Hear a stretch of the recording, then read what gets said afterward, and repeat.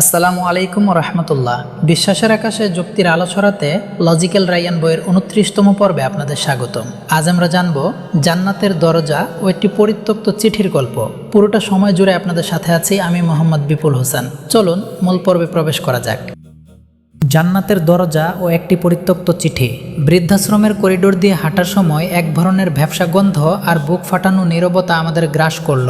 সারিবদ্ধ ঘরগুলোর সামনে বারান্দায় বসে আছেন কিছু শুভ্রকেশী মানুষ। কারো চোখে ঝাপসা দৃষ্টি, কারো হাত কাঁপছে। ডক্টর মাহফুজ আমাদের সাথে হাঁটতে হাঁটতে বলছিলেন, ডক্টর মাহফুজ, রায়ান, তোমরা আবেগী মানুষ বলে এটাকে নিষ্ঠুরতা ভাবো, কিন্তু দেখো এখানে ওনারা সমবয়সীদের সাথে আছেন, ডাক্তার আছে, টাইমলি খাবার পাচ্ছেন। বাসায় থাকলে তো তারা একা থাকতেন, ছেলেমেয়েরা তো কাজে ব্যস্ত। যুগের প্রয়োজনে এই ব্যবস্থাগুলোকে মেনে নেওয়া উচিত। এখানে ইমোশনের চেয়ে প্র্যাকটিক্যালিটি বেশি জরুরি। রায়ান কিছু বলল না। ও ডক্টর মাহফুজকে নিয়ে কর্নারের একটা ঘরে ঢুকলো। সেখানে খাটের এক কোনায় বসে আছেন মতিন সাহেব। তিনি একসময় সরকারের উচ্চপদস্থ কর্মকর্তা ছিলেন। তার সামনে একটা সাদা কাগজ আর কলম। তিনি কাঁপা কাঁপা হাতে তার ছেলের কাছে একটা চিঠি লিখছিলেন। আমাদের দেখে তিনি চিঠিটা বালিশের নিচে লুকানোর চেষ্টা করলেন। রায়ান ওনার পাশে বসে হাতটা ধরল। মতিন চাচা কেমন আছেন? বৃদ্ধের ঠোঁট দুটি কেঁপে উঠল। তিনি নিচু গলায় বললেন, ভালো আছি বাবা। ওরা তো খুব ভালো যত্ন নেয়। শুধু নাতিটার মুখটা খুব দেখতে ইচ্ছে করে। ওর সাথে শেষ কবে ফুটবল খেলেছিলাম মনে নেই। ডক্টর সাহেব, আপনি তো শিক্ষিত মানুষ, আমার ছেলেটাকে একটু বুঝিয়ে বলবেন কি? আমি বাসায় গিয়ে ডাল ভাত খাবো, ওনারা যা খায় তাই খাবো। শুধু রাতে ঘুমানোর সময় ওদের হাসির শব্দটা শুনতে চাই। মতিন সাহেবের গলার স্বর বুঝে এলো। ডক্টর মাহফুজ অস্বস্তিতে পড়ে জানলা দিয়ে বাইরে তাকাতে লাগলেন। রায়ান এবার ডক্টর মাহফুজের দিকে ফিরে তাকালো। ওনার চোখে আজ এক তীক্ষ্ণ বিষাদ। রায়ান, ডক্টর সাহেব, আপনি সিস্টেম আর প্র্যাকটিক্যালিটির কথা বলছিলেন, কিন্তু আপনি কি জানেন ইসলাম এই সিস্টেমকে কেন ঘৃণা করে? কারণ ইসলাম ঘরকে কোনো হোটেল মনে করে না। ঘর হলো একটা জান্নাত। আল্লাহ তাআলা পবিত্র কুরআনে নিজের এবাদতের পরেই যে নির্দেশটি দিয়েছেন সেটি হলো পিতা মাতার প্রতি সদাচরণ। আল্লাহ বলেছেন, তোমার পালনকর্তা আদেশ করেছেন যে তাকে ছাড়া অন্য কারো এবাদত করো না এবং পিতা মাতার সাথে সৎ ব্যবহার করো।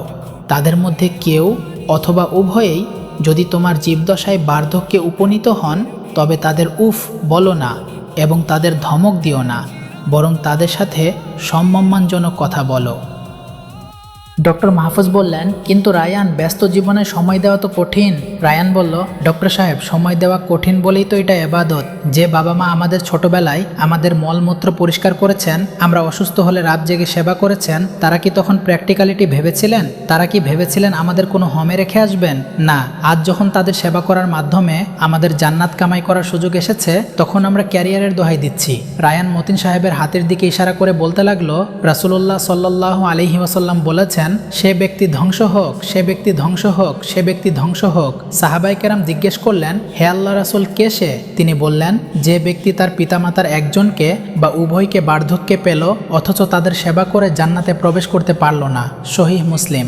ডক্টর সাহেব, ইসলামে বাবা মা কোনো বোঝা নন, তারা হলেন ঘরের বরকত। আপনি কি জানেন, একবার এক সাহাবী জিহাদে যাওয়ার অনুমতি চাইলেন। তখন নবীজি সাল্লাল্লাহু আলাইহি ওয়াসাল্লাম তাকে জিজ্ঞেস করলেন, তোমার মা কি বেঁচে আছেন? তিনি বললেন, হ্যাঁ। নবীজি সাল্লাল্লাহু আলাইহি ওয়াসাল্লাম বললেন, যাও মায়ের সেবা করো, কারণ জান্নাত তার পায়ের নিচে।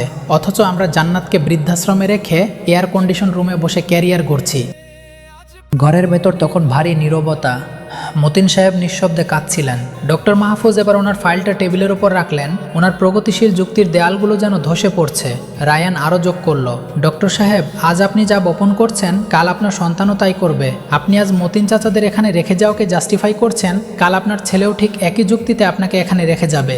ইসলাম আমাদের এই রিভেন সার্কেল থেকে বাঁচাতে চায়। নবীজি সাল্লাল্লাহু আলাইহি ওয়াসাল্লাম বলেছেন, পিতা হলো জান্নাতের মধ্যম দরজা। এখন তুমি চাইলে সেই দরজাটি রক্ষা করতে পারো অথবা তা ধ্বংস করে দিতে পারো। আমরা যখন বৃদ্ধাশ্রম থেকে বেরিয়ে আসছি, ডক্টর মাহফুজ আর কোনো কথা বলছিলেন না। গেটের কাছে এসে তিনি মতিন সাহেবের ছেলের ফোন নম্বরটা রায়ানের কাছ থেকে চাইলেন। তিনি নিচু গলায় বললেন, রায়ান, আমি সমাজতত্ত্ব পড়াই ঠিকই, কিন্তু মানুষের আত্মার দাবিটা পড়াতে ভুলে গিয়েছিলাম। আজ এই মানুষগুলোর চোখের জল আমাকে বুঝিয়ে দিল, দুনিয়ার সবচাইতে বড় ডিগ্রিও একজন সুসন্তান হওয়ার বিকল্প হতে পারে না। গাড়িতে ফেরার পথে রায়ান জানলার বাইরে তাকিয়ে রইল। আমার মনে হলো, বৃদ্ধাশ্রমগুলো আসলে ইটের তৈরি দালান নয়, ওগুলো আমাদের সমাজের সমাজের নৈতিক পরাজয়ের এক একটা স্তম্ভ। রায়ান আমার দিকে তাকিয়ে বলল, আরিফ, জান্নাত যদি ঘরেই থাকে তবে মানুষ কেন বাইরে হন্যে হয়ে শান্তি খুঁজে বেড়ায়? সন্ধ্যায় যখন বাসায় ফিরলাম তখন মা দরজায় দাঁড়িয়েছিলেন। আমার হঠাৎ খুব ইচ্ছে করলো মায়ের পা ছুঁয়ে সালাম করতে। মনে হলো এই মানুষটাই আমার জান্নাতের সেই দরজা, যা আগলে রাখা আমার জীবনের সবচাইতে বড় সার্থকতা। সত্য কখনো ঢাকা থাকে না, প্রয়োজন শুধু একটু লজিক্যাল ভাবনার। আমাদের আজকের 29তম পর্বটি থেকে আমরা বুঝলাম, ক্যারিয়ার আর ব্যস্ততার দোহাই দিয়ে যে মা বাবাকে আমরা দূরে সরিয়ে দিই, তারাই আসলে আমাদের আসল জান্নাত। আজকের এই পর্বের শেষে আপনাদের কাছে খুব সহজ একটি প্রশ্ন, আপনার জীবনে আপনার মা বাবা আপনার কাছে কতটা মূল্যবান, তা কি আজকের এই ভিডিওর কমেন্টে একটি বাক্যে বা একটি ভালোবাসার ইমোজির মাধ্যমে আমাদের জানাবেন? আপনার মনের অনুভূতি অবশ্যই কমেন্ট বক্সে লিখে যান। ভালো লাগলে লাইক দিন এবং শেয়ার করুন। ইমানি পরশ টাচ অফ ফেথের সাথেই থাকুন। দেখা হবে আগামী পর্বে। ততক্ষণ পর্যন্ত ভালো থাকুন, সুস্থ থাকুন। আল্লাহ হাফেজ।